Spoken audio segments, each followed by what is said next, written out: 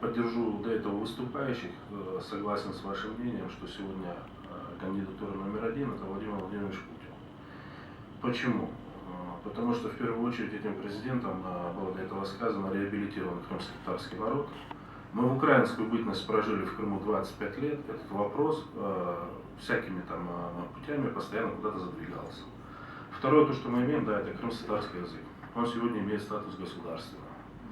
Можно перечислять много. Да, сегодня строятся школы, построена школа сегодня Альмея Абдинановой, героя Советского Союза, признанный наш герой.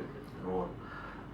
Также хотелось бы отметить, что благодаря Крым-Барлиге, Общественному совету крымско-татарского народа, мы уже 4 года как существуем и проживаем в российском государстве. Все наши труды, они сегодня налицо. Да, мы сегодня практически во всех регионах имеем наши представители. Для чего мы их создавали? Лишь по одной простой причине, что вот Айдар до этого говорил, что среди крымских татар нет провокаторов. К большому сожалению, они есть. Я вам скажу, что благодаря этим провокаторам сегодня на наш народ хотят положить какое-то нехорошее пятно. Я даже не хочу называть, под какую статью подгоняются некоторые наши соотечественники. Да?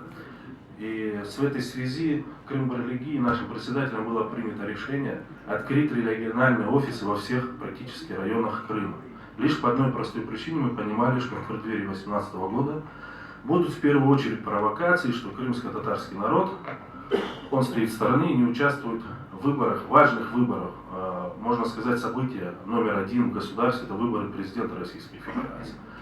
Поэтому нами было принято решение все наши региональные офисы предоставить в поддержку президента Владимира Владимировича Путина.